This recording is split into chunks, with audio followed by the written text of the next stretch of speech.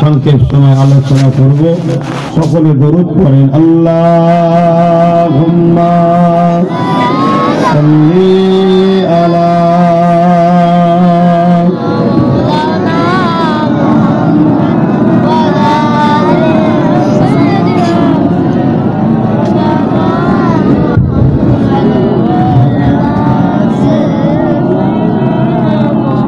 أعوذ بالله من الشيطان الرجيم.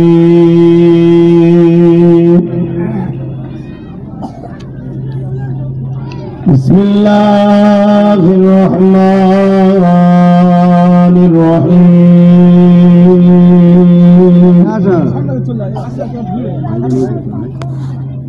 الحمد لله الحمد لله نحمده ونستعينه ونستغفره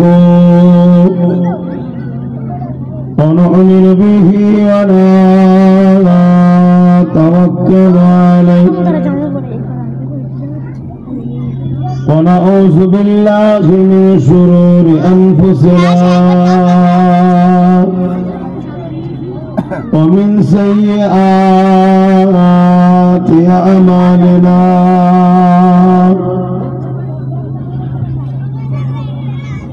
من يهدي الله فلا مضل له ومن يضلله فلا هادي له ونشهد أن لا إله إلا الله وحده لا شريك له ونشهد أن سيدنا وحبيبنا ومولانا محمدا عبده ورسوله.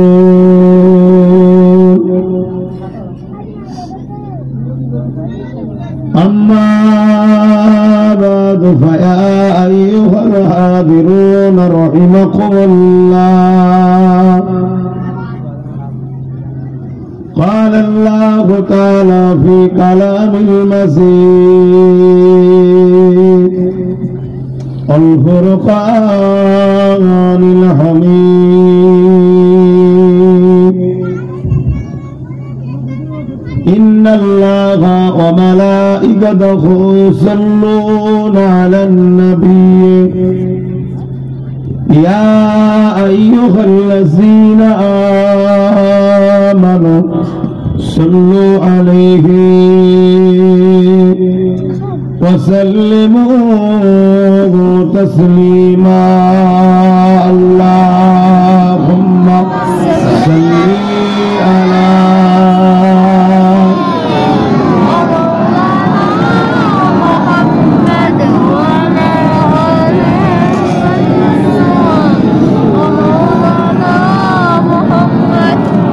তুমি মোবাইলে ব্যস্ত কেন? মানা করছো, শুনতে পাচ্ছ না? মোহাব্বতে দরুদ আল্লাহুম্মা সাল্লি আলা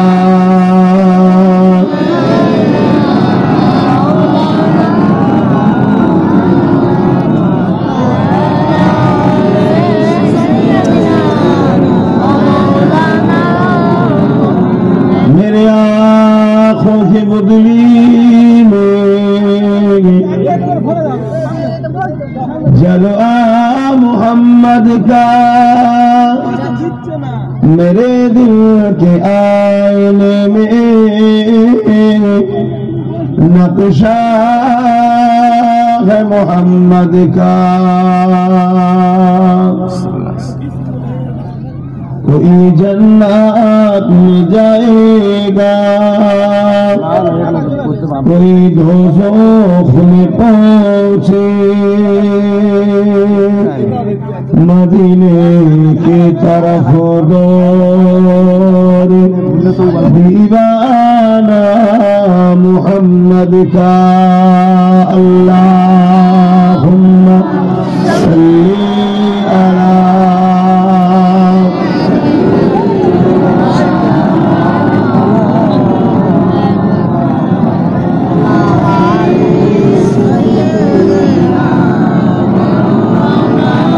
मददगार जिसी का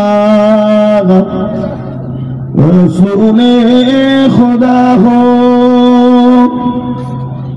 उसे और हिम्मत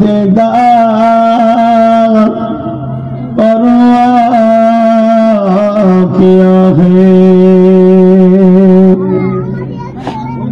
मददगार जिसी का रसूले खुदा हो उसे और हिम्मत का परवाह किया है। मदद को चले आएंगे कमली वाला डूबते डूबते ही संभल जाएगा। अल्लाहुम्मा सल्ली अला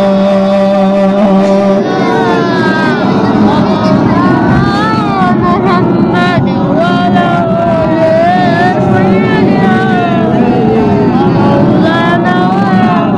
कलमे ला इलाहा इल्लल्लाह ला इलाहा ला इलाहा इल्लल्लाह ला इलाहा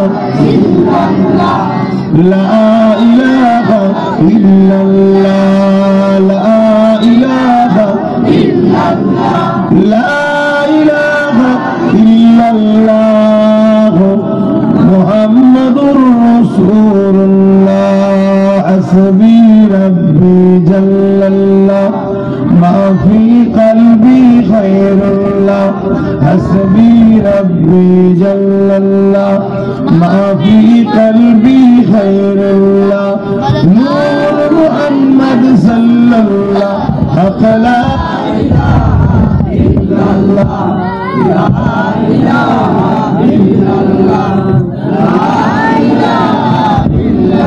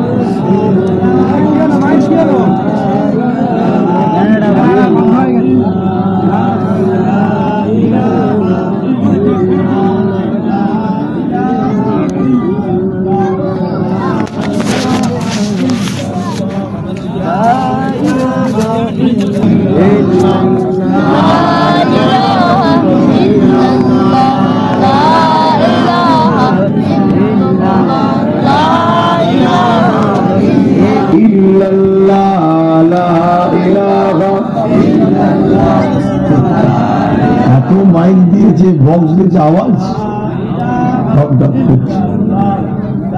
লা ইলাহা ইল্লাল্লাহ মুহাম্মাদুর রাসূলুল্লাহ আল্লাহুম্মা সাল্লি আলা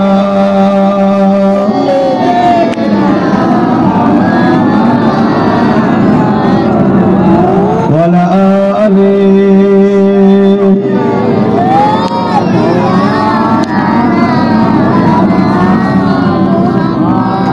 وقال الله تعالى في كلام المزيد والفرقان الحميد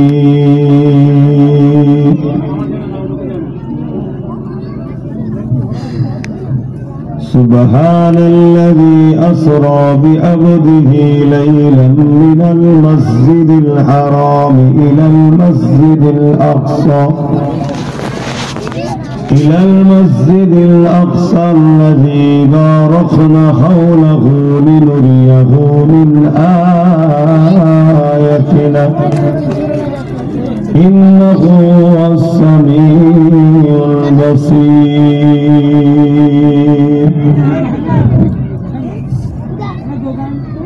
وقال الله تعالى في كلام المجيد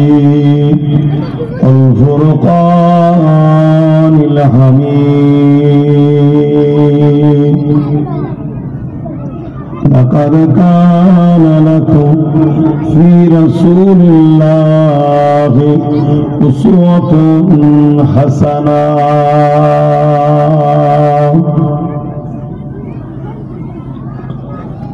وقال النبي صلى الله عليه وسلم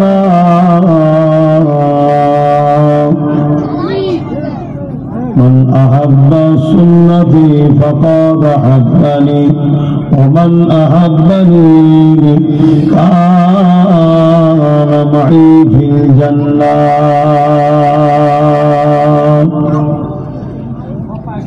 উপস্থিত আমার আব্বা জানেরা,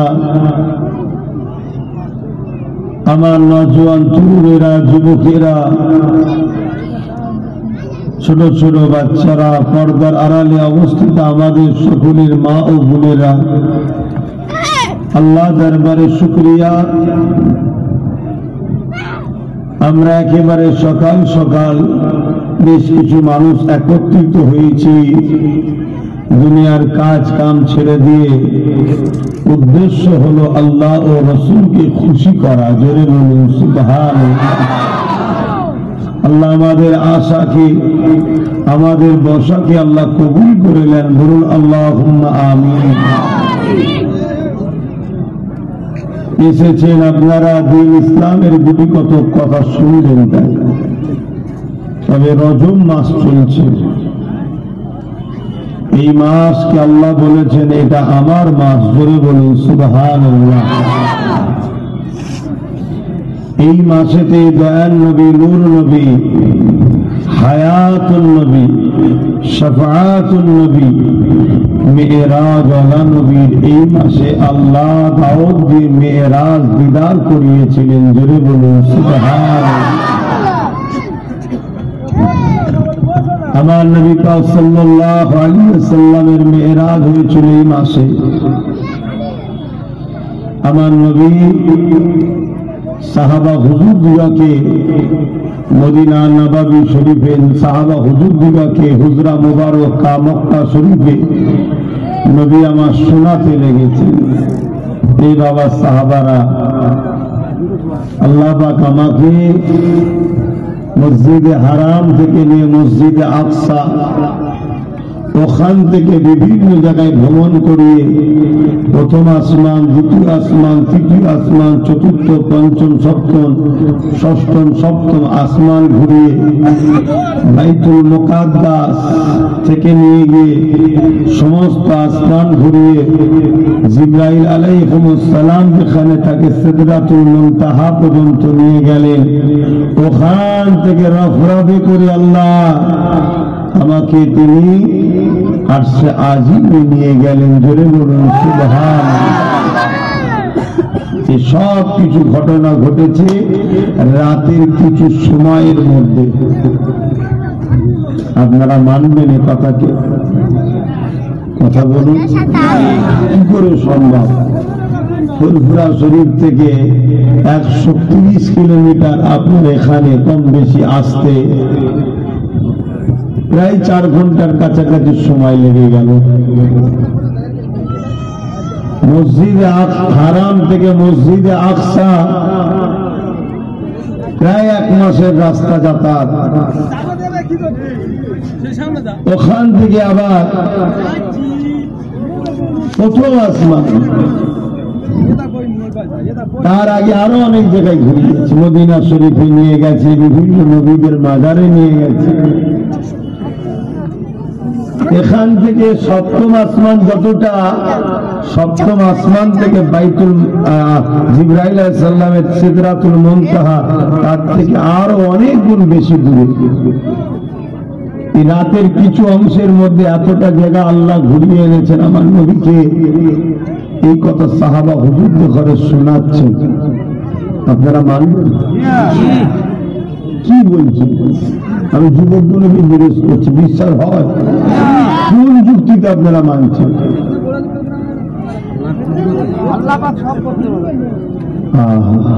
কিন্তু আমার নবীর সামনে যারা বসেছিল তারা কলেমা পড়াই ছিল, নবীর এই কথা শোনার পরে সব মুরতাদ হয়ে গেল, বেরিয়ে গেল ইসলাম থেকে। আল্লাহকে মানতে পেরেছি, কোরআন মানতে পেরেছি, আপনি কি কথা বলছেন? এই কথা আমরা বিশ্বাস করতে পারলাম না, বেরিয়ে গেল ইসলাম থেকে। আল্লাহ শুকরিয়া, আল্লাহ আপনাদের ইমানকে এখনো হেফাজতে রেখেছে। জোরে বলুন সুবহানাল্লাহ। এই মাইবালা বেশ কোন ধমধম করতে হচ্ছে, কি বল শুনছেন আপনারা?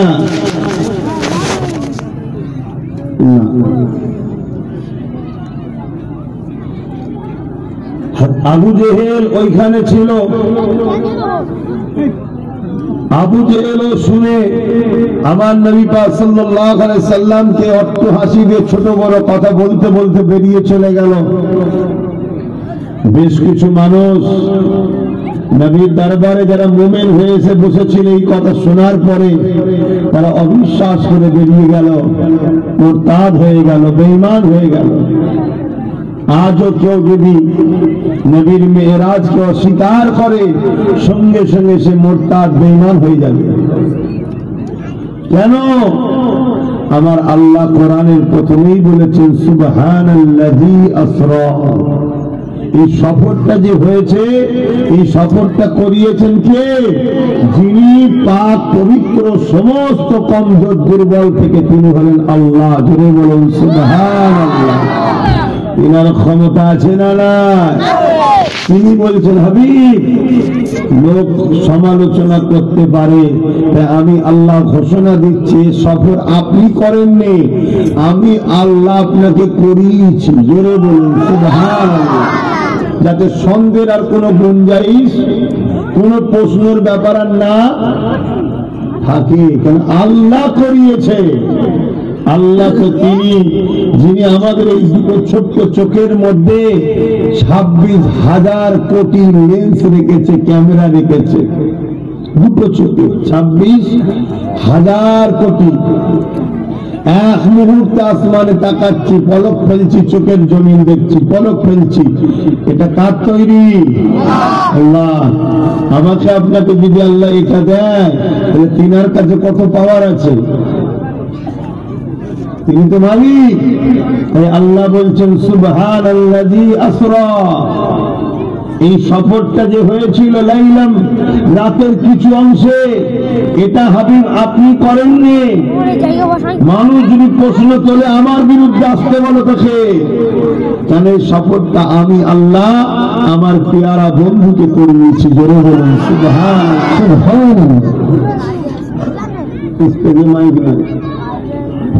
এই কথা শুনে আবু জেহেল ওরা যারা ইসলাম থেকে বেরিয়ে গেল, তারা সব এক হয়ে গেল। এক হয়ে গিয়ে তারা প্রচার করতে লেগেছে, চলো মুহাম্মদ সম্বন্ধে এই কথা মানুষকে শোনায়, যাতে করে মানুষ মুহাম্মদ রাসূল থেকে সব ছেড়ে বেরিয়ে চলে আসে। তারা বলতে লেগেছে, আবু বকর সিদ্দিকটাকে যদি বুঝিয়ে রাজি করা যায়, তাহলে কিন্তু মুহাম্মদের দিকে আর কেউ থাকবে না। কেন মুহাম্মদ রাসূলের সব থেকে বড় পেয়ারা, সব থেকে বড় মুহাব্বতের মানুষ হলো আবু বকর সিদ্দিক। তাকে দেখতে আগে আগে চলো বুঝাই। আবু জেহেল রয়েছে, সাথে আরো অনেক মানুষ রয়েছে। আবু বকর সিদ্দিক হুজুরে ঘরের দিকে রওনা দিয়েছে। এদিকে সিদ্দিক আকবর আমার নবী পাকের দিকে আসার জন্য আসতে লেগেছে। রাস্তায় যখন দেখা হয়ে যায়, আবু জেহেল আবু বকর সিদ্দিককে দাঁড় করায়, দাঁড় করিয়ে বলতে লেগেছে, হে আবু বকর, তুমি বড় শিক্ষিত মানুষ, তুমি বড় ইনসাফ পরায়ণ মানুষ, তুমি ন্যায়বাদী মানুষ। হে আবু বকর, তোমার কাছে আমি আজকে একটা কথা বলবো। এখান থেকে মসজিদ আকসা যেতে মক্কা থেকে কম করে 1 মাসের যাতায়াত। বলো তো এই রাস্তা খেয়ে রাতে কিছু সময়ের মধ্যে ঘুরে আসা কি সম্ভব? আবু বকর সিদ্দিক বলছে, কেন, কি হয়েছে খুলে বলো। মানে আগে চাইছে তিনার মুখ থেকে যাতে উত্তরটা বেরিয়ে যায় না, এটা সম্ভব না। ছেলেগুলো দেখেন সব আসছে ওইদিকে, কিন্তু সামনে এসে বলবে, দেখতে ভাল লাগবে, কথা বলতে ভাল লাগবে, ঠিক না? এমনি সেই কালকে এসে পৌঁছেছি 11:30 ঘরে, রাত্রি ঘরে কালকে এসেছি 11:30। এসে নামাজ আদায় করে শুতে করতে 12টা, কথা বললে আবার ভোরের বেলা উঠে ঠান্ডার সময় উজু করে নামাজ পড়ে কথা বলতে কষ্ট হচ্ছে। বেরিয়েছে আপনাদের কাছে, আর আপনারা এসে যদি এরকম করেন আমার কাজ করতে ভালো লাগবে না, মন চাইবে, ভালো লাগছে না। সব জিনিসের একটা বা এনার্জি থাকা দরকার, জোর করে বললে হয় না। হযরত আবু বকর সিদ্দিক বললেন, কেন, কি হয়েছে একটু খুলে বলো। আবু জেহেল ওই সময় বলতে লাগলো, আপনার সাহেব যিনাকে আপনি মুহাব্বত করেন, ভালোবাসেন, মুহাম্মদ সাল্লাল্লাহু আলাইহি ওয়াসাল্লাম সবাইকে শোনাতে লেগেছে, উনি নাকি মসজিদে হারাম থেকে বাইতুল মুকাদ্দাস পর্যন্ত গেছে। পুরোটা শোনাচ্ছে না, শুধু এইটুকু শোনাচ্ছে। কেন, আবু জেহেল জানে এটাই তো অসম্ভব, বাকিরা শুনিয়ে কি করবো।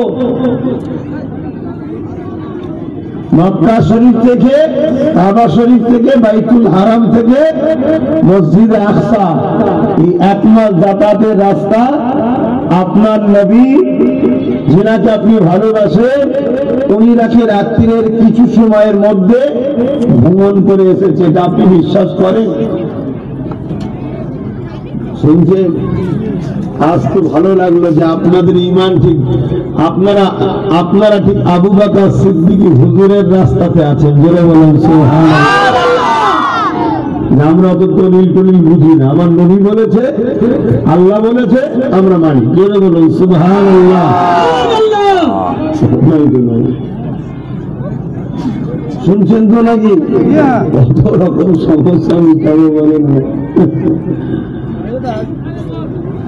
আমার নওজওয়ানেরা, তরুণেরা, বাপেরা, হযরত আবু বকর সিদ্দিক বলতে লাগলো, যদি আমার নবী কথা বলে থাকে, আমি আবু বকর বলি, এটা হলো আমার নবীর জন্য খুব সামান্য ব্যাপার। আমি আবু বকর আমার নবীর উপরে আরো বড় ঈমান রাখি। কি ঈমান রাখো? আবু বকর সিদ্দিক কি বলছে শোনো। আবু জেহেল তা বলেনি। আবু জেহেল শুধু এতটুকু বলেছিল, কাবা শরীফ থেকে মসজিদে আকসা গিয়েছে, মসজিদে হারাম থেকে মসজিদে আকসা। হযরত আবু বকর সিদ্দিক বলতে লাগলো, আল্লাহ নবী যদি এটা বলে, আমি আবু বকর এটা তো বিশ্বাস করি, নবী যা বলেছে সত্য বলেছে, তবে আমি আবু বকর আমার নবীর উপরে আরো বড় ঈমান রাখি। কি ঈমান রাখো? এ আবু জেহেল শুনে দাও, আমার নবী যদি আল্লাহর আরশে গিয়ে আমার আল্লাহকে দেখে আসে বলে, ওটাও তিনি সত্য বলেছে।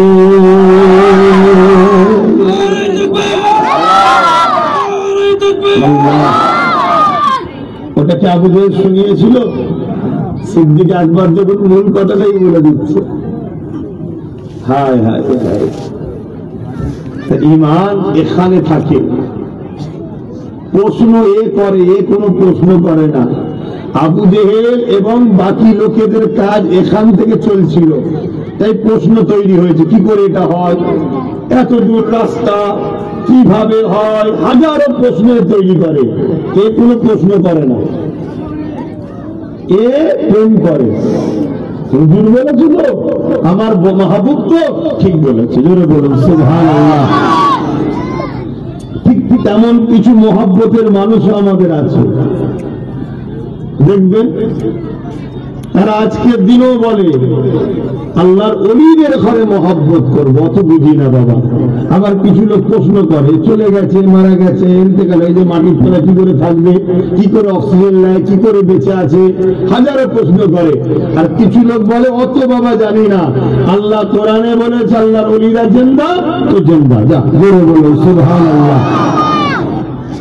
এ প্রশ্ন করে, অর্থাৎ দিবা আর দিল প্রশ্ন করে না, শুধু প্রেম করে আর বিশ্বাস করে, জোরে বলুন সুবহানাল্লাহ।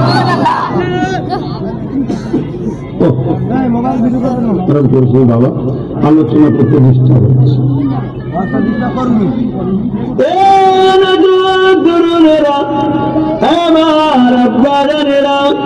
আল্লাহ নবী দরবারে আবু বকর সিদ্দিক চলে আসলো। আল্লাহ নবী আবু বকর সিদ্দিককে দেখে খুশি হয়ে গেল, কেন আমার কথা তো কেউ বিশ্বাস করতে চাইছে না, আমার প্রেমিক এসেছে, আবু বকর ঠিক বিশ্বাস করে নেবে। এই নবী পাক আবু বকরকে ডেকে কাছে বসালে, ও বাবা আবু বকর, কেউ আমার কথা বিশ্বাস করছে না, আপনি কি বিশ্বাস করবে? আবু বকর সিদ্দিক বলতে লাগে, ইয়া রাসূলুল্লাহ হাবিবাল্লাহ, আপনি কি এই কথা শোনাচ্ছে? কি কথা শোনাচ্ছে? আপনি নাকি বাইতুল মুকাররম থেকে মসজিদ আকসাতে গেছে, আবু জেহেল রাস্তায় ঘুরে বেড়াচ্ছে। আল্লাহ নবী বললেন, তুমি কি উত্তর দিয়েছ? আমি উত্তর দিয়েছি, আল্লাহ নবী যদি বলে আল্লাহ পাকে আশ্বাদিনে কি আল্লাহ দেখে এসেছে, আমি আবু বকর ওটাও বিশ্বাস করে নেব। আল্লাহ নবী খুশি হয়ে গেলে নবী আমার বলতে লাগলেন, আবু বকর ঠিক বলেছ, ঠিক বলেছ, তুমি সিদ্দিক, তুমি সত্যবাদী। এই কথা যখনই হয়ে যায় আমার আল্লাহ বাবা দিয়ে দেন, আমার হাবিব আজ আবু বকর আপনাকে বিশ্বাস করেছে, আজকে আমি আল্লাহ আবু বকরের লকাব দিয়ে দিলাম সিদ্দিক। আবু বকর হলো সত্যবাদী। আল্লাহ, সেই আবু বকর সিদ্দিক হুজুরের খুন আমাদের শরীরে আছে, আলহামদুলিল্লাহ। আমরা নবীর বংশের সন্তান, নবী বংশের, আর খুন হলো সিদ্দিক একবারে। কেন আমার নবী পাক সাল্লাল্লাহু আলাইহি ওয়াসাল্লামের 3টে পুত্র সন্তান ছিল, 4টে কন্যা সন্তান, মনে থাকবে সবার? আমার নবীর পুত্র সন্তান কটা? 3টে, আর কন্যা সন্তান 4টে। আল্লাহ 4 কন্যাকে বাঁচিয়ে রেখেছিলেন, সংসার হয়েছে, আওলাদ হয়েছে, কিন্তু 3 পুত্র সন্তানকে শিশুবেলাতেই আল্লাহ তুলে নিয়েছেন। এর অনেক কারণ আছে। প্রথম কারণ উলামা হযরতরা বলছেন যে আমার নবী হলেন শেষ নবী, ওয়ালাকিন রাসূলুল্লাহ ওয়া খাতামান নবী, আমার নবীর পর আর কোন নবী হবে না, কিন্তু মুহাম্মদ রাসূলের আওলাদ হবে আর নবী হবে না। এটা যেন একটা কেমন মানাচ্ছে না, ঠিক না বেঠিক? কারণ ইব্রাহিম নবীর আওলাদ নবী হয়েছে, কথা বুঝে আসছে, অন্য নবীদের আওলাদ নবী হয়েছে। আর যার বেটা বাপ আলেম, বেটা আলেম হয়, সমাজ কি বলে, বাপটা কত উপযুক্ত, দেখুন ছেলেটাকেও আলেম বানিয়েছে, ঠিক না? তার বাপ যদি নবী হয়, ছেলে যদি নবী হয়, তাহলে সেই নবীর গুরুত্ব একটু বেশি শুনতে লাগবে, ঠিক না বেটি? আমার নবী থাকবে, নবীর আওলাদ হবে, অথচ নবীর শেষ নবী, তাহলে এই আওলাদ থাকলে তো নবী করতে হবে। তাই আল্লাহ পাক আমার নবী আওলাদদেরকে তিনি উঠিয়ে নিয়েছিলেন, তিনারা এখন জান্নাতে রয়েছে, জোরে বলুন সুবহানাল্লাহ। যা বিষয় আলোচনা নয়। আল্লাহ নবী নবী দয়া নবী কিভাবে মেরাজে গিয়েছিলেন হযরত আবু বকর সিদ্দিক সাহাবাদেরকে শোনাতে লাগলেন। তার থেকে সংক্ষেপে আপনাকে দুটি কথা শোনাতে লাগে। এই যে বাখেরা তরুণেরা বাপেরা হযরত জিবরাইল আলাইহিস সালামকে আমার আল্লাহ পাক পাঠিয়ে দিলেন, ও হযরত জিবরাইল চলে যাও জান্নাত থেকে বোরাক নিয়ে আমার হাবিবকে যে উঠিয়ে নিয়ে আসো, আমার হাবিবকে যে দাওয়াত দাও, আমার হাবিবকে সাথে করে নিয়ে আসো। আজকে দিনেতে আমি আল্লাহ আমার হাবিবকে দিদার দেব। হযরত জিবরাইল আলাইহিস সালাম চলে আসলে দুনিয়ার জমিনে চলে এসে আল্লাহ নবী ওই দিনেতে নিজের হুজরা মোবারকে শুইলে ওই দিনেতে উম্মে হানি হুজুরের ঘরে শুয়েছিলেন।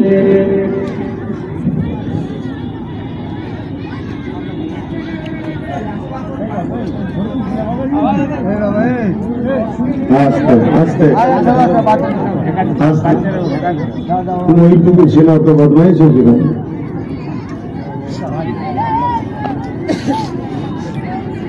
গাড়িতে তুললে চলে যাবো আমার গাড়িতে।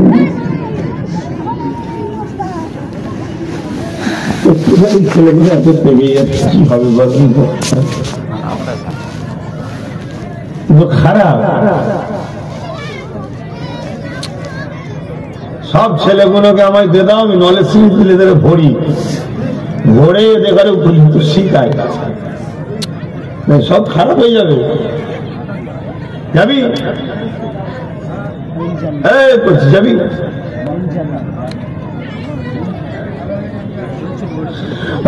নজওয়ান তরুণেরা এ নবী পাকের প্রেমিকেরা আল্লাহ নবী নবী দয়া নবী রাহমাতুল লিল আলামিন বলতে লাগলেন হযরত জিবরাইল আসতে লেগেছে, বুরাককে সাথে করে নিয়ে চলে এসেছে, কিন্তু আমার নবী পাক নিজের খুজরা মোবারকে শুইনে আমার নবী পাক ওই দিন উম্মে হানি ঘরে শুয়েছে। কেন ওই দিন নিজের খুজরাতে শুইনে? এর রহস্য কারণ রয়েছে, ওই কারণটা একটু আপনারা শুনে রেখে দেন।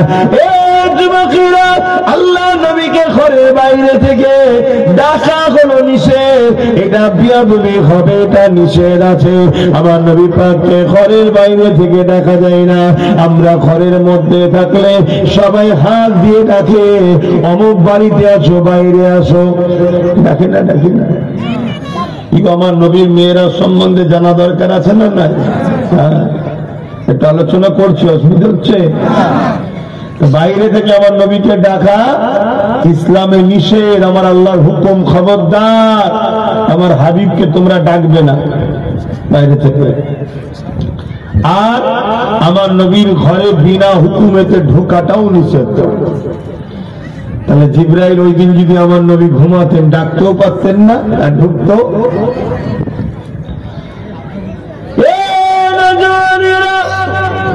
আল্লাহ নবী নবী দয়া নবী উম্মে হানি হুজুরে ঘরে শুয়েছিলেন। ওই জায়গাতে আল্লাহ নবীর কাছে জিবরাইল পৌঁছে গেল, কিন্তু নবী আমার ঘুমিয়ে রয়েছে।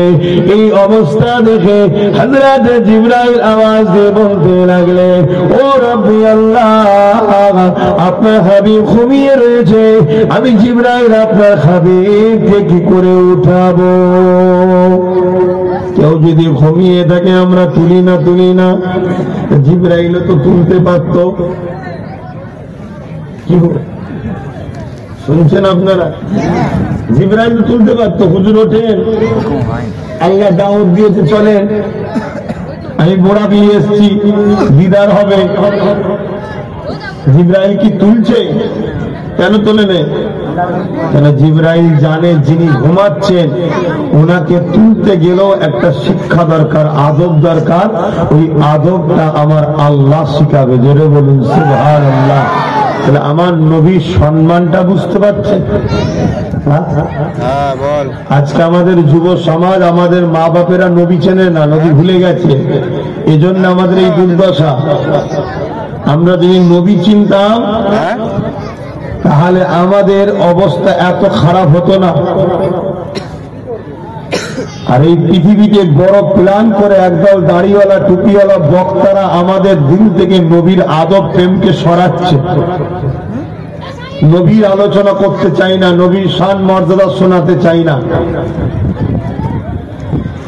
যদি তুমি নবীকে চিনতে, তোমার মধ্যে নবীর কথা শোনার যে তাজিম, ওই তাজিম তোমার মধ্যে পয়দা হতো। আমার আল্লাহ কন্টিনিউ জিবরাইল, মিকাইল, ইসরাফিল, আজরাইল সমস্ত ফেরেশতাদের নিয়ে আমার আল্লাহ সর্বসময় ফেরেশতাদের সামনে আমার নবীর মাকামের আলোচনা করে। জোরে বলুন সুবহানাল্লাহ। আর ফেরেশতারা মজলিসে আদবের সঙ্গে বসে বসে আল্লাহর জবান থেকে, আল্লাহর কুদরতি জবান থেকে নবীর আলোচনা শোনে। কিন্তু এত দপরে গেলাম আমাদের কপালগুলো, আমরা নবীর গুরুত্ব ভুলে গেলাম। বাপেরা, নওজোয়ান তরুণেরা, হযরত জিবরাইল আলাইহিস সালাম যখন জিজ্ঞাসা করলেন, আল্লাহ আপনার হাবিবকে কিভাবে উঠাবো, আল্লাহ পাক জানিয়ে দিলেন, জিবরাইল আমার হাবিবের কদমের কাছে তুমি বসে যাও। আমার হাবিবের কদমের কাছে বসে গিয়ে আমার হাবিবের কদমে মুখ লাগিয়ে চুমা দাও।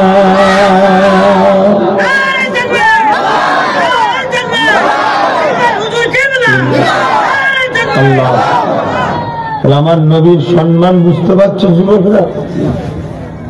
জিবরাইল আলাইহিস সালাম ফেরেশতাদের সরদার, যিনি তিনাকে আল্লাহ বলছে আমার হাবিবের কদমের গোড়ায় বসে যাও, বসে গিয়ে ঠোঁট লাগিয়ে হাবিবের কদমে চুমা দাও। হে মুসলিম ঘরের ছেলেরা, যেখানে আমার নবীর কথা আলোচনা হবে, ওই জায়গাকে তুমি যদি অপমান করো, ওই জায়গাকে তুমি যদি বেইজ্জতি করো, ওই মাহফিলে যদি তুমি বিরোধী করো, তোমার বিবেককে প্রশ্ন করো, তোমার ঈমান থাকবে মনে হয়? কি বলছি শুনছে? আজকে চতুর্দিকে শুনছি মুসলমান মার খাচ্ছে। আমার তো মাঝে মাঝে মনে হয় মুসলিম সূরাতে বেঈমান মার খায় না তো? কি বলছি শুনছে? মুসলিম সূরাতে বেঈমান মার খাচ্ছে না তো? কেন? যাদের দিলে নবীর প্রেম নেই সে ঈমানদার না, সে বেঈমান। যাদের দিলে নবীর আদব নেই সে ঈমানদার না, সে বেঈমান। হতে পারে সে নামাজ পড়ে, হতে পারে সে দাঁড়িয়ে রাখতে পারে, হতে পারে সে নামের আগে মুসলমান নাম রাখতে পারে, কিন্তু যাদের দিলে নবীর প্রেম নেই, আদব নেই, তার মধ্যে ঈমান নেই, সে বেঈমান। শুনছেন তো নাকি? হ্যাঁ, ঈমানদার যদি নামাজ পড়ে, ঈমানদার যদি রোজা রাখে, ঈমানদার যদি হজ করে, বেহিসাব জান্নাত যাবে। জোরে বলুন সুবহানাল্লাহ। আর ঈমান আছে, নামাজ রোজা দাড়ি টুপি কাজা করেছে বা কম করেছে, আল্লাহ তাকে ধরবে, ধরে শাস্তি দেবে, আবার মাফও করে দিতে পারে, ওখানে আমার কিছু বলার নেই। কিন্তু দিন যেটা বলছে ধরবে, শাস্তি দেবে, পাপ করা গুলোকে মাফ করিয়ে আবার ঈমান থাকার জন্য জান্নাতে দেবে। জোরে বলুন সুবহানাল্লাহ। আর ঈমান যদি না থাকে, শুনছেন তো নাকি? আমরা অনেকে মনে করি নামাজ রোজা দাড়ি টুপি এগুলো মনে হয় ঈমান। না, এগুলো ঈমান নয়, এগুলো ঈমান নয়। এগুলো ঈমানের ভেতরে পাত্র, বোঝেন? পাত্র, পাত্রের ভেতরের জিনিস। পাত্রটা হলো কি? ঈমান। ওই পাত্রটা কি? মুহাম্মদুর রাসূল, তিনার প্রেম ও আদব, তিনার প্রেম ও আদব। জোরে বলুন সুবহানাল্লাহ। বাপের একটা বিষয় বুঝাতে চাইছি। আল্লাহ নবী নূহ নবী উঠে বললেন, হযরত জিবরাইল আলাইহিস সালাম সালাম দিলেন। আল্লাহ নবী সালামের জবাবটা দিয়ে দিলেন। হযরত জিবরাইল বলতে লাগলেন, ইয়া রাসূলুল্লাহ, হাবিবাল্লাহ, হুজুর রেডি হন, যেতে হবে। কোথায় জিবরাইল? ধন্য ইয়া রাসূলুল্লাহ, মুবারকবাদ আপনাকে, আল্লাহ আপনাকে দাওয়াত দিয়েছে দিদারে। আল্লাহ নবী বড় খুশি হয়ে গেলেন। নবী আমার রেডি হতে গেলেন। নবী আমার রেডি হয়ে গিয়ে যখনই বোরাকে উঠতে লেগেছে, বোরা এখন আল্লাহ পাকের সৃষ্টি একটা জীব, গাধার থেকে একটু ছোট, খচ্চরের থেকে একটু বড়, দুটো ডানা রয়েছে, যেখানে চোখে রশ্মি পায় এক কদমে সেখানে যায়। যেমন আমাদের চোখে রশ্মি এখান থেকে আসমানে চলে যাচ্ছে, জানি না বোরাকে রশ্মি এখান থেকে আসমান ভেদ করে যেতে পারে। যতটা দূরে রশ্মি যায় একটা কদম অত দূর গিয়ে পড়ে। আল্লাহ আল্লাহ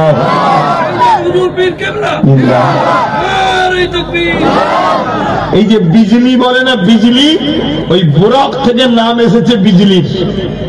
বিজলি কেন বলে? ফারাক্কায় যদি মেন তোলে 1 সেকেন্ডের মধ্যে এখানে আলো জ্বলবে।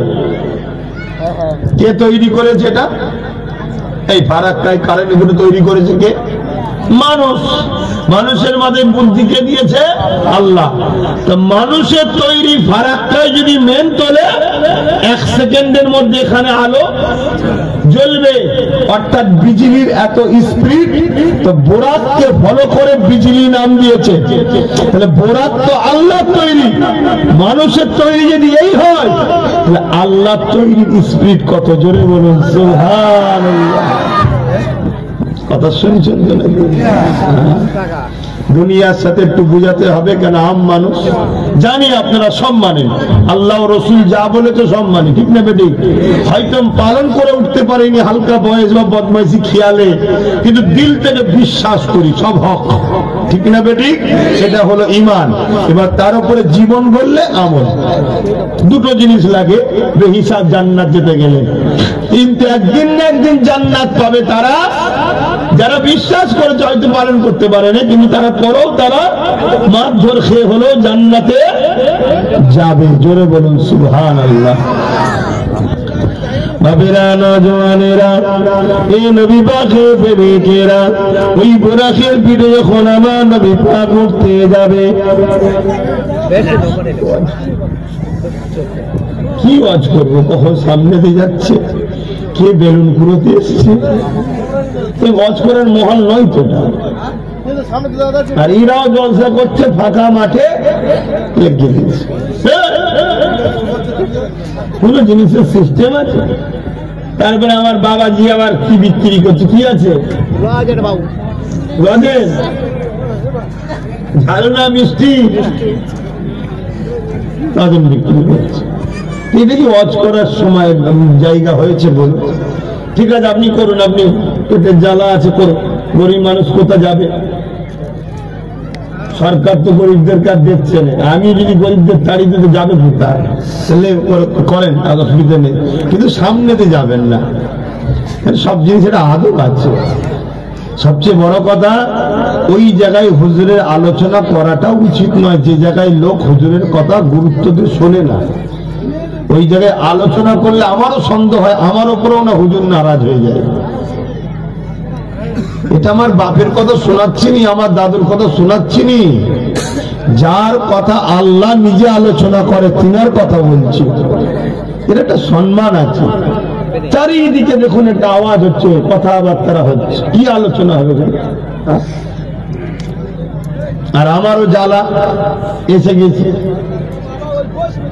এভাবে আওয়াজ হয়। কমিটির ছেলেগুলোর একটা ঠিকভাবে সিস্টেম করতে হয়। ইনি এখান থেকে এতটা লাইন বেরিয়ে দিয়েছিলেন, ওখান থেকে ফাঁকা রেখে উনি ওই জায়গায় লাইন করে দিয়েছে, আবার ওইগুলো বাঁধের ওই দিকে। সব নবীর উম্মত তো নাকি? ওদের এইটুকু জ্ঞান নেই যে আমার নবীর আলোচনা হচ্ছে, কে সম্মান করা দরকার। কিছুটা লাইন এখানে, ওখানে একজন কমিটি কোমরে হাত দিয়ে বেরিয়ে যাচ্ছে। এইসব মাহফিলের পরিস্থিতি। এমনি তো আপনাদের দিকে আসা হয় খুব কম। আসছি অপছন্দ হচ্ছে নাকি বলুন না, ছেড়ে দিচ্ছি। তাহলে কিন্তু যে জায়গার সিস্টেম আছে ওইখানে দেখুন ওই লাইনটা বসে এই সেবাটা বন্ধ হয়ে গেছে, যে কাতারতে বসে আছে এক গাধা তো বসে বসে মানে বিড়ি খেচ্ছে। দেখুন ও জানোয়ার কেন আছে কি জানি, কথা বুঝছেন না বোঝেন না কি হবে? আমাদের ধর্মের নয় নাকি অমুসলিম? না, অনেক জায়গায় অমুসলিম দেখতে হবে, সেরম যদি হয় অমুসলিম যদি হয় তুই ভাই কিছু মনে করিস নি তাহলে, কিন্তু আমাদের এখানে এরকম করতে না, কারণ অমুসলিম হলে তাকে তোমার কিছু বলার নেই না, সে তার ধর্মের বিড়ি খাওয়া যায় না হারাম আমি তো জানি না ফতোয়া, কিন্তু আমার ধর্মে নিষেধ আছে। তা যদি অমুসলিম হয় তার জন্য আমি কথা উইড্র করে নিলাম, কিন্তু তাকেও বলবো বিড়ি খেও না, লাংসের ক্ষতি হবে, ফুসফুসের ক্ষতি হবে, ঠিক তো নাকি? কিন্তু কড়া ভাষাটাকে ফিরিয়ে নিলাম, আর নিজের কমের হলে ওকে জুতো পিটা করা দরকার, ঠিক না বেটি? শয়তান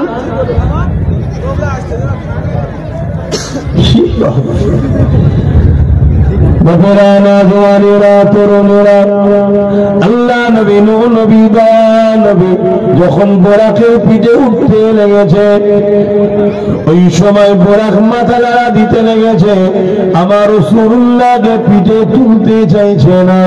ওই সময় জিবরাইল বলতে লাগলো, এ বোরাক তুমি কি জানো না তোমার পিঠে কে উঠতে লেগেছে?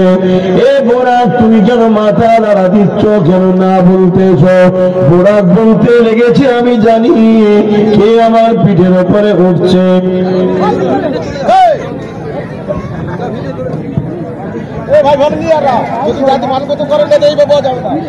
ব্যাপারটা হচ্ছে কেন, আমি অন্য বক্তাদের মতো পারি না। আমি অনেক জায়গায় দেখেছি অন্য বক্তা কি করে, ও কি কি করছে দেখার চালিয়ে দিল, চালিয়ে দিয়ে বাবা চলে গেল। এর জন্য কমিটিকে সেইভাবে ব্যবস্থা করতে হয়, সেভাবে ঘিরে ঘুরে ব্যবস্থা করতে হয়। আল্লাহ নবী সময় পড়াকে হযরত জিবরাইল আলাইহিস সালাম জিজ্ঞাসা করতে লাগলো, কেন তুমি আমার রাসূলুল্লাহকে পিঠে উঠাতে চাইছো না? ওই সময় বোরাক বলতে লাগলো, এ জিবরাইল আমি জানি কে আমার পিঠে উঠতে লেগেছে, তবে বোরাক বলতে লেগেছে, জিবরাইল শোনো, আল্লাহ পাক জান্নাতে যখন আমরা ছিলাম আমাদেরকে জানিয়েছিল আখিরি নবী নূর নবী আমাদের পিঠে উঠে আল্লাহ দিদারে আসবে। সেই দিন থেকে আমি বোরাক আল্লাহ পাকের কাছে কেঁদেছিলাম, আল্লাহ যেন আমার পিঠে নিয়ে আসে। সমস্ত বোরাকেরাই কেঁদেছিলাম, ও হযরতে জিবরাইল আজ যখন আল্লাহ আমার নসিবে সৌভাগ্যটা দিয়েছে আমি কেন বুঝবো না, কেন চিনবো না? কিন্তু আল্লাহ নবীকে ওই সময় বোরাক বলতে লাগলো, ইয়া রাসূলুল্লাহ হাবিবাল্লাহ বেয়াদবি নেবেন না, হুজুর আমার একটা মনের মধ্যে বড় আরজু রয়েছে, বড় তামান্না রয়েছে। কি আরজু কি তামান্না বড় দেখে? ওই সময় বোরাক বলতে লেগেছে, ইয়া রাসূলুল্লাহ হাবিবাল্লাহ আমি চাই আপনি আমার পিঠ ছাড়া অন্য কারো পিঠে উঠবেন না, আপনি আমার পিঠে উঠে জান্নাতীরা যখন জান্নাতে ভ্রমণ করবে, জান্নাতীদের জন্য বুরাক আল্লাহ তৈরি করেছে, ওই সময় আপনি আমার পিঠে উঠে জান্নাতে ভ্রমণ করবে। ইয়া রাসূলুল্লাহ হাবিবাল্লাহ অন্য কারো পিঠে আপনি উঠবেন না, আমি বুরাক এটাই আপনার কাছে আশা রাখি। যখন কেউ খুশিতে থাকে কোন জায়গায় যাবার, ভালোবাসার কাছে যাওয়া, ওই সময় ড্রাইভার যদি বলে বাবু কি কিছু ভাষা দিয়ে 100 টাকা বেশি দিতে হবে, এখন আমি খুশিতে যাচ্ছি ভালোবাসার কাছে, 100 টাকা 200 টাকা দেখবে কি বলে, আরে বাবু চ তাড়াতাড়ি যা বলবি তাই তো ওখানে চ। বুরাক দেখছি একটা সময় আমার নবী আল্লাহর দিদারের খুশিতে যাচ্ছে, এই সময়ে আমি হুজুরের কাছে যা আবদার করবো হুজুর তাই দেবে। তা আমি বুরাক এই সময় আবদার করি কি, জান্নাতে আপনি অন্য কোন বুরাকের পিঠে আর উঠবেন না, আপনি আমার পিঠেই চাপবেন সব সময়, কেন আমার সামনে অন্যজনের পিঠে উঠে ঘুরিয়ে এটা আমাকে বড় কষ্ট হবে হুজুর।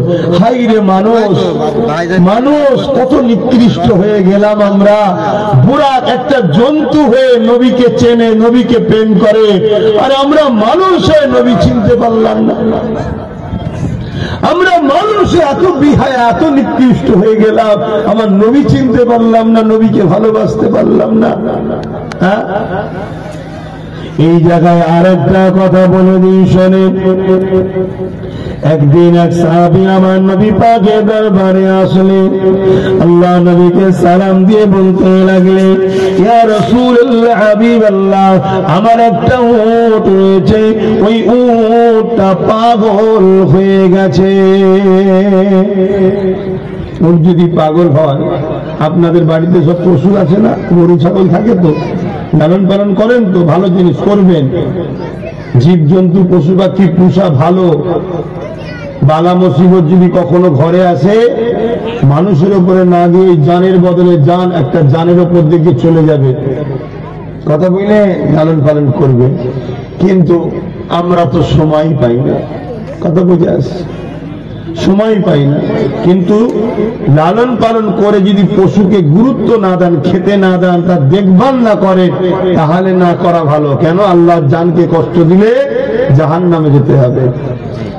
আল্লাহ নবীর জামানাতে একটা মহিলা ছিল, মহিলাটা বড় তাহাজ্জুদ পড়ত, নামাজ রোজা সব, কোরআন তেলাওয়াত করত, কিন্তু একটা বিড়ালকে ঘরের মধ্যে বন্দি করে না খেতে দিয়ে মেরে দিয়েছিল বলে ওই মহিলাটাকে আল্লাহ জাহান্নামী করেছে। শুনছেন? আমরা কত এরকম করি দেখবেন, নামাজ পড়ি, দাঁড়িয়ে রাখি, টুপি রাখি, অচবেলা জন্তুর উপর জুলুম করি, আল্লাহ ছাড়বে না। আল্লাহর সৃষ্টি সেগুলো, ভালোবাসবেন। আর যদি মনে করেন আমার সময় নেই, পারবো না, তাহলে দূরে থাকবেন, পুষতে যাবেন না। জিদ্দি। কিন্তু কেউ যদি পোষে আর ওই পশুর যদি শরীর খারাপ হয় বা মেন্টাল সমস্যা কোনো কিছু হয়, সে পশু ডাক্তারের কাছে নিয়ে যাবে, ডাক্তার বাবু দেখেন না আমার পশুটার কি হয়েছে। কিন্তু সাহাবীদের ঈমান দেখো, যা কিছু হবে নবীর সাথে। দাদা পীরের মুরিদেরা, আপনাদেরও উচিত যা কিছু হবে মুজাদ্দেদ জামান তার আওলাদদের মধ্যে যাকে পছন্দ তার সঙ্গে যোগাযোগের মাধ্যম দিয়ে করবেন। সে পরামর্শ দেবে, হ্যাঁ আপনি অমুক ডাক্তারকে দেখান বা আপনি ডাক্তারের সঙ্গে যোগাযোগ করুন, তারপরে যাবেন। অনেক মানুষের বিমার হয়, ভেলোর থেকে ঘুরে আসে, লক্ষ লক্ষ টাকা খরচ করে ফেলেছে, লাস্টে যে আমার কাছে হাজির হয়েছে। কি হয়েছে না, ডাক্তার বলছে কোনো বিমার নেই, এই পরীক্ষা এই পরীক্ষা, 10-15 লক্ষ টাকা খরচ। হুজুর এখন আপনার কাছে এসেছি, কতদিন ধরে? 2-2.5 বছর ধরে ঘুরছে। শুনছেন? আমি তাকে বলেছি, শোনো, আমি তোমার ট্রিটমেন্ট করব, দায়িত্ব নেব। আল্লাহর কোরআনে ট্রিটমেন্ট আছে না নাই? আছে, ট্রিটমেন্ট করব, কিন্তু একটা শর্তের উপরে। কি শর্ত? সব জায়গায় 10 লাখ খরচ করেছো, তুমি সুস্থ হওয়ার পর 10 লাখ দিতে হবে। শুনছেন না? শোনেন? সুস্থ হওয়ার পর তোমাকে 10 লাখ দিতে হবে। আর তুমি যদি মনে করো এখন তো সুস্থ হয়ে যায়, পরে নাই দেবো খুনি, যিনি তোমাকে বিমার থেকে সুস্থ করবে তিনি কিন্তু আবার তোমাকে বিমারে ফেলতে পারে, তখন আর রেহাই পাবে না। শুনছেন না? শোনেন? অহংকার করছেনি, কয়েকজন মানতে পেরেছে, কয়েকজন মানতে পারে, 9 লাখ বুঝতে পাবে, কিন্তু সব জায়গায় খরচ করেছে না করে না? কথা বলে করে সে তখন নিঃস্ব। আর আমি ওকে বলছি, কেন তুই দুনিয়ার ডাক্তারের পিছনে খরচ করলি, সব জায়গায় খরচ করলি তুই, আর তুই একবার পরামর্শ নিলি না, লাস্টে এসছিস। কথা বুঝছেন না? বোঝেন? লাস্টে এসছিস। আরে জাহিরি ডাক্তার যদি তোর ট্রিটমেন্ট করে, রুহানি ডাক্তারদের ট্রিটমেন্ট করার ক্ষমতা আছে না নাই? হ্যাঁ, আমরা ফালতু বকি না।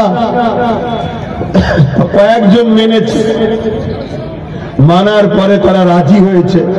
যাক, বাকি আল্লাহর উপরে ভরসা।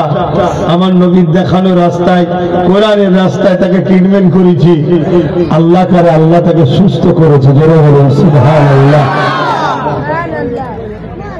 সে কিন্তু আস্তে আস্তে দিয়ে যাচ্ছে, কখনো বছরে 50,000, কখনো 1 লাখ দিয়ে যাচ্ছে। কিন্তু এখানে আমি বলে দিই একটা কথা, ওই টাকাটা কিন্তু আমি নিই না। ওই টাকাটা নিয়ে আগে যখন নলেজ সিটি ছিল না, বিভিন্ন মসজিদ মাদ্রাসাতে দিয়েছি, এখন সব নলেজ সিটিতে দিই। কেন? তুই সবার রাস্তায় খরচ করলি, আল্লাহর রাস্তায় খরচ কর, আল্লাহ তোকে ভালো করবে। এটাই আমার বক্তব্য। আমি তো জানি যে 10 লাখ নিয়ে আমি কি করব? আল্লাহর রাস্তায় দেবো। সেবাটা কে দেয়? ডাক্তার না আল্লাহ? তো বান্দাকে আল্লাহ ভালো করতে পারে না? পারে না। কিছু যদি নাও করি, আমার ঈমান বলছে, আমি যদি দোয়া করি, আল্লাহ বান্দা তোমার রাস্তায় 10 লাখ ব্যয় করবে বলছে, তুমি তাকে ভালো করে দাও, আল্লাহ ভালো করতে পারে না? পারে না। এগুলো ঈমান থাকা দরকার। কিন্তু ওকে এই চাপটা দিলাম কেন? একটাই কারণে, তুই আমাদেরকে যখন ভালোবাসিস প্রথম পরামর্শ করিস না কেন? তুই যাকে ভালোবাসিস তার সঙ্গে পরামর্শ কর। তুমি বাবার সঙ্গে পরামর্শ ছেড়ে দিয়ে ঘোড়াগুল দেখিয়ে দিয়ে সারা দুনিয়া ঘুরে এসছো, পয়সার গরম আছে। পীর সাহেব, মৌলী সাহেব, ইমাম সাহেবদের কাছে কি হবে? পয়সার গরম সারা দুনিয়ায় কেটিয়েছ, এবারে পয়সা শেষ, এসে হাজির হয়েছে হুজুর, ইমাম সাহেব, মৌলানা সাহেব, যারা ভুল করছে নাকি? হ্যাঁ, গরম কাটানো দরকার, তোর খুব গরম হয়েছে। আল্লাহ নবী সাহাবীর সময় আমার নবী পাকের দরবারে এলেন, ইয়া রাসূলুল্লাহ, হাবিবাল্লাহ, আমার দুধটা পাগল হয়ে গেছে, মানুষকে ধরে ধরে কামড়াতে হয়েছে। আল্লাহ নবী বললেন, চলো বাবা গিয়ে দেখি। বাবা সাহাবা হুজুররা অবাক হয়ে গেলেন। এ যুবকেরা, আল্লাহ নবী ওই সাহাবীর বাড়িতে গেলেন। ওই সাহাবীর বাড়িতে যাবার পরে দেখতে লেগেছে ওই উটটা মানুষকে তাড়া করে কামড়াতে কামড়াতে ধরতে ধরতে যেতে লেগেছে। এ যুবকেরা, তরুণীরা, বাপেরা, ধরুন উটটা এই দিকে ছুটতে লেগেছে, নবী পাক এই দিকে যেতে লেগেছে। নবী এখন উটের পিছন দিক দিয়ে যাচ্ছে, উট সামনের দিকে ছুটতে লেগেছে। এই সময় সাহাবারা বলতে লাগলেন, ইয়া রাসূলুল্লাহ, হাবিবাল্লাহ, ও বড় পাগল হয়ে গেছে, মানুষকে ধরে ধরে কামড়াতে লেগেছে। হুজুর, আপনি যাবেন না, ওর কাছের দিকে আগাবেন না। আল্লাহ নবী বলতে লাগলো, এ বাবা সাহাবারা, মন দিয়ে শোনে, এ বাবা সাহাবারা, ওই উটটা তোমার নবী পাককে চেনে।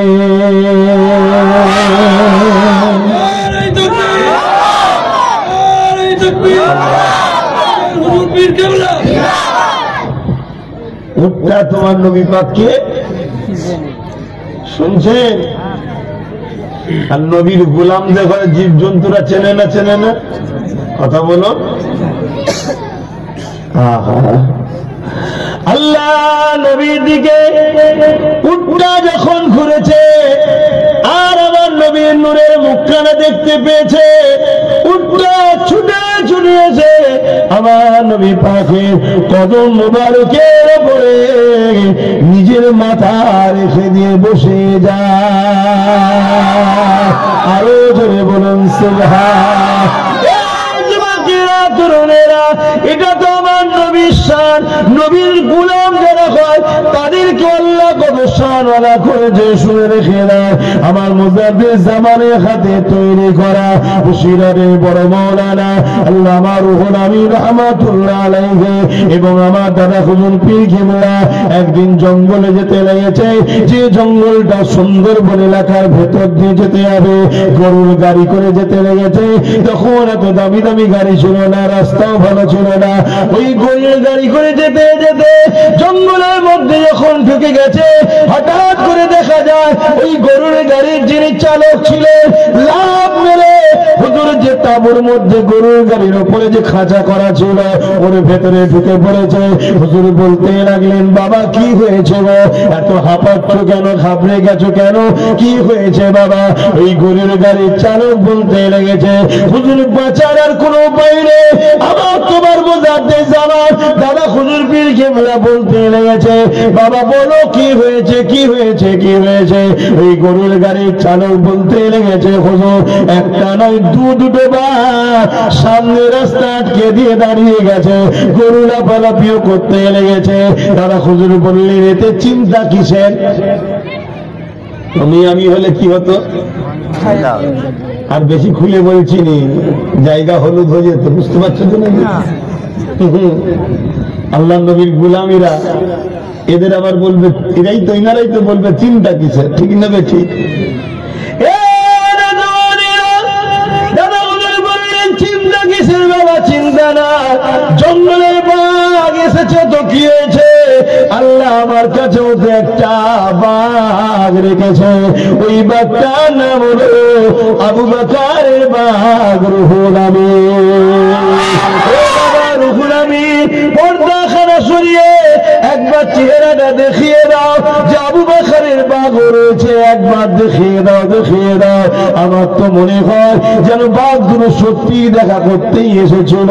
যখন পর্দাখানা সরিয়েছে, মুখটা রুহুল আমিন সাহেব বার করেছে, আর কিতাবের মধ্যে পাওয়া যায় বাঘ দুটো লেজ লাড়াতে জঙ্গলের মধ্যে চলে গিয়ে রাস্তা ছেড়ে দেয়। আরে বলে বলেন সুবহান।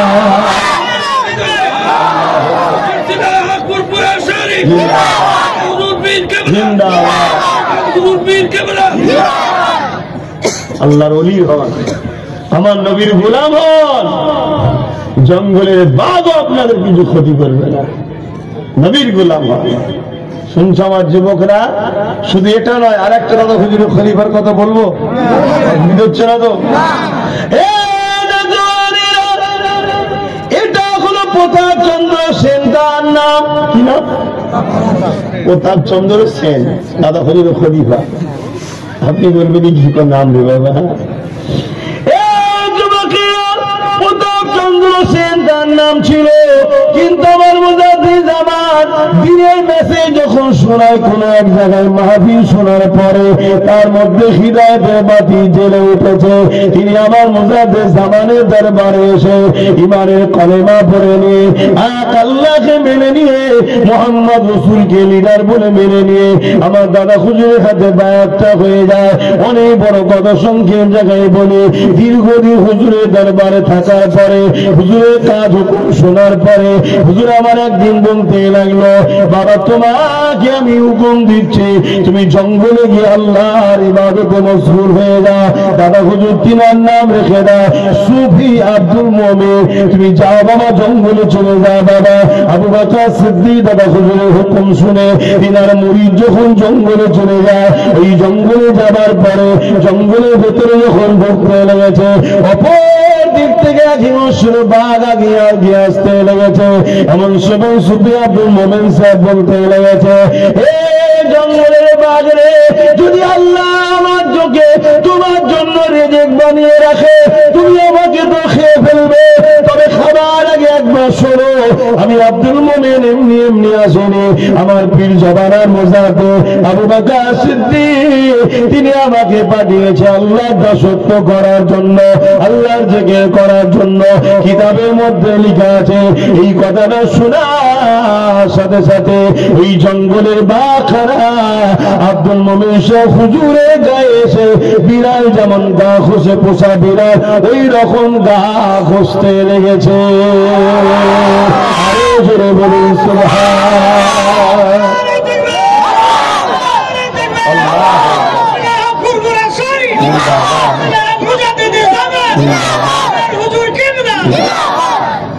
আল্লাহর ওলিদেরকে তৈয়ার করো, নবীর গোলাম হও। আজ তোমাদের ঘরেও বলছি, আমরা যদি প্রকৃত নবীর গোলাম হতে পারি, আজকের দিনও সুন্দরবন জঙ্গলে চলো, আজকের দিনও নবীর গোলামকে বাঘেরা খাবে না, খাবে না, খাবে না। জোরে বলুন সুবহানাল্লাহ। কেন? বাঘেরাও জানে মোহাম্মদ রসুল তিনি আমাদেরও নবী। জোরে বলুন সুবহানাল্লাহ। হ্যাঁ হ্যাঁ, দুনিয়ায় কার পিছনে সময় দাও? কোথায় ছোট, কি নেশায় পড়ে আছো? মোবাইলে এত ব্যস্ত কেন? কথা বুঝে আসছে? বিশেষ করে বাচ্চাদের হাতে মোবাইল দিওনি। তোমরা দেখছেন একটা ভাইরাস বেরিয়েছে, নতুন করে আবার বাচ্চাদের চোখের তারাগুলো আস্তে আস্তে পুরো ভোলা টাইপের হয়ে যাচ্ছে, হয়ে গিয়ে বাচ্চাদের নজর চলে যাচ্ছে, চোখ নষ্ট হয়ে যাচ্ছে। পৃথিবীর বিজ্ঞানীরা বলছে এর কারণ হলো মোবাইল। মোবাইলের যে রেডিয়েশন আলোটা বেরোয়, ওই আলোতে একটা ব্লু কালারের আলো বেরোয়, ওই আলোতে চোখের জ্যোতি চলে যাচ্ছে, আর বাচ্চারা দুর্বল, সেটা সহ্য করতে পারছে না। এবং রাত্রিরে মোবাইল মাথার কাছে যে শুতে নিষেধ করছে, এর জন্য ব্রেন স্টক হয়ে যাচ্ছে। কেন? এই মোবাইলের রেডিয়েশন ব্রেনকে ক্যাচ করছে। শুনছেন? কিন্তু আমরা আজকে মোবাইল ছাড়া বাঁচতে পারছি না। কি অবস্থা হয়ে গেল! আল্লাহ নবীকে মহব্বত করেন, ভালোবাসেন। আমার নবী পাকের কথা বলতে বলতে একটু এই দিকে এলাম, নবীর গোলামদের দুটো কথা বললাম, নবীর গোলামদের দুটো কথা বললাম। আবু জেহেল নাম শুনেছেন তো নাকি? আবু জেহেল আইন করেছিল মোহাম্মদ রসুলের কাছে যে যাবে তাকে মৃত্যুদণ্ড দেওয়া হবে, তাকে মৃত্যুদণ্ড দেওয়া হবে। আজকেও যেমন অনেক জায়গায় আইন হয়, আব্বাস সিদ্দিকের মাহফিলে যাওয়া যাবে না, হয় না? হয় না? অনেক জায়গায় হয়। আজকের আবু জেহেলরা এরা মৃত্যুদণ্ডের কথা বলতে পারে না, কিন্তু জুলুম করে, ভয় দেখায়। কিন্তু লাখো মানুষ তাদের ভয়কে অপেক্ষা করে যেখানেই যায় সেখানে গিয়ে জড়ো হয়। বলুন আলহামদুলিল্লাহ। ভাইয়ের আমার, আবু জেহেল তখন আইন করেছিল কি? মোহাম্মদ রসুলের কাছে যে যাবে তাকে মৃত্যুদণ্ড দেওয়া হবে। একদিন আমার নবী হেঁটে হেঁটে যাচ্ছে, অপর দিক দিয়ে আবু জেহেলের ছেলে একরামাও হেঁটে হেঁটে যাচ্ছে। যুবকগুলো শুনছো তো? শোনো, নবীর কথা শোনো, নবীর কথা শোনো। আমার নবীর কথা শুনলে, যদি নবীর কথা শুনে কারো দিল হাসে, জানবে তার মধ্যে ঈমান মজবুত হচ্ছে। জোরে বলুন সুবহানাল্লাহ। আর নবীর দুঃখের কথা শুনে যার চোখ দিয়ে পানি বেরোবে, জানবে তার ঈমান অলরেডি মজবুত হয়ে আছে। জোরে বলুন সুবহানাল্লাহ। আমার নবী পাক সাল্লাল্লাহু আলাইহি সাল্লাম যাচ্ছে, অপর দিক থেকে আবু জেহেলের ছেলে একরামা আসছে। একরামা কলমা পড়েনি, আবু জেহেলের ছেলে, সে সরদারের ছেলে, নেতার ছেলে। আর আমার নবী পাককে যেই চোখটা তুলে তাকিয়েছে তো আর ও নিজেকে কন্ট্রোল করতে পারে না, ছুটে গিয়ে আমার নবীকে জড়িয়ে ধরে ফেলেছে। জোরে বলুন সুবহানাল্লাহ। পাড়া সম্পর্কে চাচতো ভাই, পাড়া সম্পর্কে। আবু জেহেল নিজের চাচা নয়, পাড়ার চাচা। দুনিয়াবি সম্পর্ক দিয়ে বলছি, কিন্তু আমাদের কাছে নবী কারো ভাইও নয়, কারো চাচাও নয়। কথা বুঝে আসছে? কোরআন বলছে মা কানা মুহাম্মাদুন আবা আহাদিন মির রিজালিকুম, নবী কারো বাপও নয়। দুনিয়াবি দিক দিয়ে বলছি, কিন্তু খাতুনে জান্নাত তো আব্বাজান হয়। কিন্তু ওইভাবে ডাকা চলবে না, ওয়ালাকিন রাসূলুল্লাহ, রাসূল বলে ডাকতে হবে। কথা বুঝে আসছে?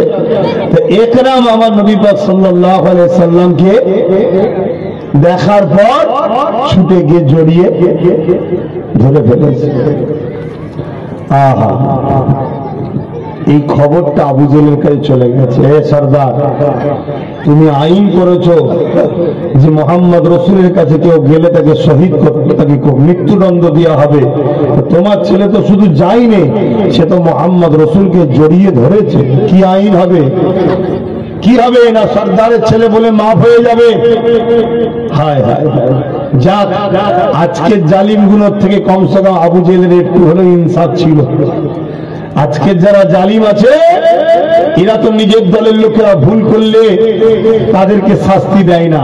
সেদিন কিন্তু আবু জেহেল বলেছিল, ছেলে তো কি হয়েছে, আইন আইন, ওকে মৃত্যুদণ্ড দেওয়া হবে।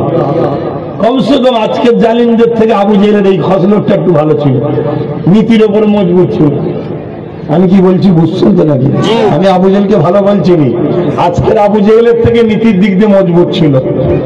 তুমি কিন্তু নিজের ভুল করছো। ওইখানে একটা যুবক মোবাইলে তুমি ভুল করছো, ধর্মের জায়গায় কোনো কেন নাম করছো তোমরা? তো ভাইয়েরা আমার, যেমন আমরা দেখছি আমার পশ্চিম বাংলায় আরজি করে আমার একটা বোন ধর্ষণ হয়ে গেল, তাই না? যারা ধর্ষণ করলো তাদেরকে বাঁচাবার জন্য রাজ্য সরকার কোটি কোটি টাকা খরচ করে উকিল লাগালো, আর অথচ ওবিসি মুসলমানদের সংরক্ষণ শেষ হয়ে গেছে, ওর বেলায় ভালো উকিল লাগাচ্ছে না। শুনছেন তো নাকি? এই যে জালিমকে নিজের দলে হলো বাঁচাবার চেষ্টা করা, এটা অন্যায়। জুলুম যে করবে সে নিজের বেটা হলো, সে শাস্তি পাক, এই ইনসাফ থাকা দরকার। তা আবু জেহেল বলল আমার ছেলে তো কি হয়েছে, আমার যখন নজরে মোহাম্মদ রসুলের কাছে যাওয়া জুলুম তার নজরে, অতএব আমার ছেলে তো কি হয়েছে, ওকে মৃত্যুদণ্ড দেওয়া হবে। কি করা হবে? নিজের ছেলে, সর্দারের ছেলে সবার সামনে মারলে একটা কেমন লাগে না? ওকে জঙ্গলে নিয়ে যাও, নিয়ে যে হাত পা বেঁধে দাও, জঙ্গলের পশুরা ওকে ছিঁড়ে ছিঁড়ে খাবে। বাপের এই কথাটা শুনে একরামার মনে বড় দুঃখ হলো, কষ্ট পেল। জোর করে নিয়ে গিয়ে জঙ্গলে বেঁধে দেওয়া হলো। আর সৈন্যরা চলে এলো, এমন করে চারিদিক থেকে জঙ্গলের পশুরা গিয়া গিয়ে আসতে লেগেছে। মানুষ খাদ্য পশুগুলো জঙ্গলের চতুর্দিক দিয়ে বেরিয়ে বেরিয়ে আসছে, কেন মানুষের খুশবু তারা পাচ্ছে, এই খাবার জন্য আগে আসছে। কিন্তু অবাক করা বিষয়, সবাই আসে, একরামাকে দেখার পরে কাছে আর আসে না, দূরে ঘিরে ঘিরে দাঁড়িয়ে থাকে। তো কাছে আসছে না, দূরে দাঁড়িয়ে আছে সব। পশু আস্তে আস্তে ভিড় হয়ে গেছে, গোল হয়ে সব ঘিরে আছে। একরামা তো অবাক হয়ে গেছে, খাচ্ছে না কেন? একরামা বলতে লেগেছে, কেন তোরা আমাকে খাস না? আমার মতো হতভাগা কে আছে? আমার বাপ তোদেরকে খাবার করার জন্য আমাকে বেঁধে দিয়ে গেছে, তোরা আমাকে খেয়ে নে। ঠিক এমন সময় পশুদের ভিড়ের মধ্যে থেকে একটা বড় হিংস্র বাঘ ঠেলে ঠেলে ভিড় ঠেলে ঠেলে সামনের দিকে আগিয়ে আসে। আগিয়ে এসে একরামার মুখের দিকে তাকিয়ে, এ যুবকেরা, আল্লাহ হুসাইন কাদির, আল্লাহ সর্বশক্তিমান, মানুষের নাই কথা বলতে শুরু করেছে।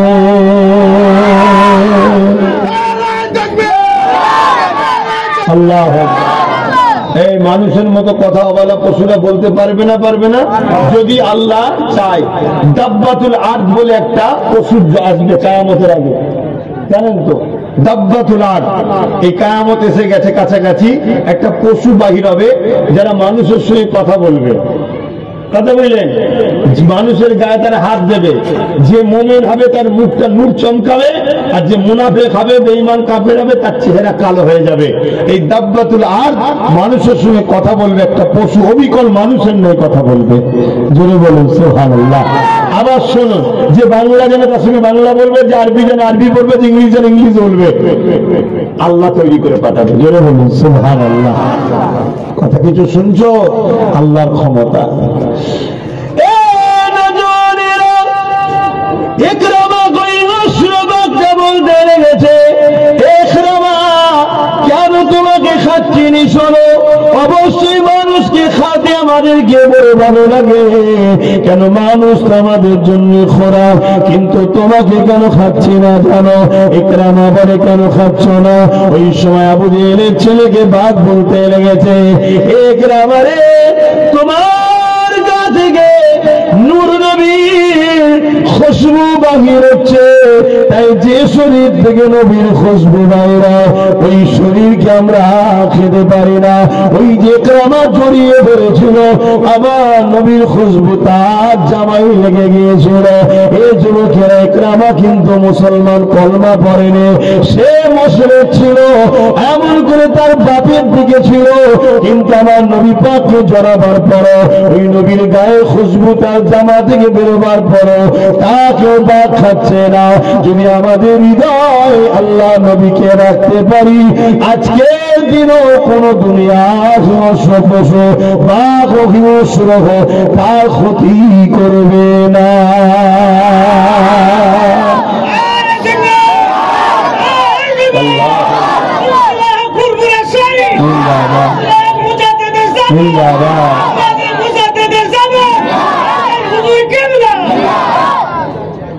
আমাদের হৃদয়ে নবী রাখতে হবে না, হবে না? হ্যাঁ, নবীকে রাখো আর উলামা হাজরাতদেরকে ফলো করো। যে উলামারা দেখবে আমাদেরকে নবীর কথা শোনাচ্ছে সেই উলামাদের সঙ্গে থাকবে। নামাজের কথা, রোজার কথা, হজের কথা, যাকাতের কথাও শোনাতে হবে, ওগুলো দরকার। কিন্তু 100টা যদি হজ করো, 70টা জলসায় উম্মতকে নবী শোনাও, 30টা জলসায় নামাজ, রোজা, দাড়ি, টুপি শোনাও। শুনছেন না? শোনেন। আর না হয় 40টা শোনাও, 60টা নবী শোনাও, অর্থাৎ বেশি নবীর কথা বলতে হবে। আর আল্লাহ কোরআনে এই স্টাইলটাই শিখিয়েছে। আল্লাহ যখনই ইমানদারদেরকে লক্ষ্য করে কোনো কথা কোরআনে নাজিল করেছে, তখন নবীর প্রশংসা করেছে। জোরে বলুন সুবহানাল্লাহ। আজকে আমাদের যুবকরা নবীকে চিনতে পারেনি, তাই এই মাহফিলের গুরুত্ব যুবকদের কাছে নাই। ওরা ভাবছে আমি তো এসেছি, আমি তো দাঁড়িয়ে আছি। না, এই মাহফিলে আসতে হয়, আদবের সঙ্গে বসতে হয়, উজু করে আসাটা আরো উত্তম। তুমি কেন উজু করছো? না, আমার নবীর কথা শুনবো, আল্লাহর কথা শুনবো। আল্লাহ দেখছে না দেখেনি? হ্যাঁ, তোমার জন্য আল্লাহ একটা ফেরেশতা ঠিক করে দেবে, তুমি চলবে, তোমার কদমে কদমে নেকি লিখতে থাকবে। জোরে বলুন সুবহানাল্লাহ। আমরা সেই নবীকে চিনতে পারলাম না, অথচ জঙ্গলের বাঘ একরামা তখন মুসলমান হয়নি, কলেমাও পড়েনি, শুধু ভালোবেসে এবার জড়িয়ে ধরেছে। ভাই হয় বুঝাতে যাই, নওজুবিল্লাহ, দুনিয়াবি সম্পর্ক যেটা ছিল সেটা বুঝাচ্ছে, পাড়া সম্পর্কে। তখন তো সে কলেমা পড়েনি, তাতেই দেখুন তার গায়ে খুশবু লেগে গেছে, বাঘ খাচ্ছে না। যাদের দিলে নবী আছে তাদেরকে দুনিয়ার কোন শক্তি মিটাতে পারবে না। জোরে বলে পারবে না।